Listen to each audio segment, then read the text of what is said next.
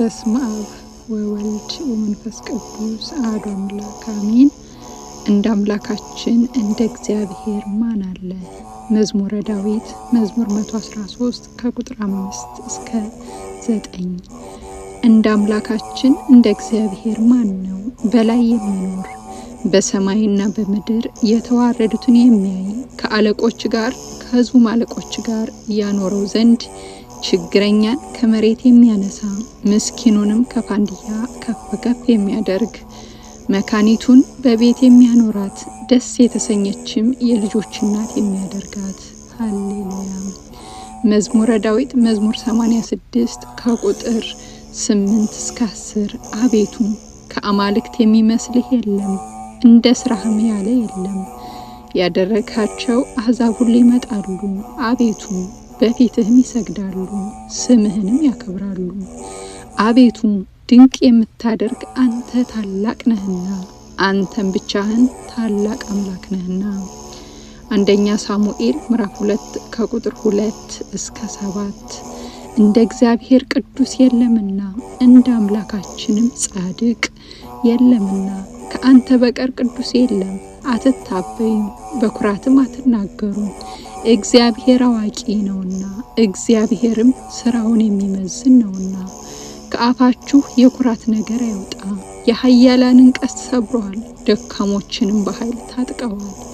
ጠግበው የነበሩ እንጀራ አጡ፣ ተርበው የነበሩ ከራብ አርፈዋል። መካኒቱ 7 ወልዳለችና ብዙም የወለደችው ደክማለች። እግዚአብሔር ይገድላል ያድነዋል፣ ወደ ሲኦል ያወርዳል ያወጣል። እግዚአብሔር ድሃ ያደርጋል ባለጠጋም ያደርጋል፣ ያዋርዳል ደግሞም ከፍ ከፍ ያደርጋል። ሁለተኛ ሳሙኤል ምዕራፍ 7 ከቁጥር 22። ስለዚህም አቤቱ አምላኬ ሆይ እንዳንተ ያለ የለምና፣ በጆሮአችንም እንደሰማን ሁሉ ካንተ በቀር አምላክ የለምና፣ አንተ ታላቅ ነህ። መጽሐፈ ኢዮብ ምዕራፍ 42 ከቁጥር 2። ሁሉን ታደርግ ዘንድ ቻይ እንደሆንክ ሐሳብህም ይከለከል ዘንድ ከቶ እንደማይቻል አወቅኩ።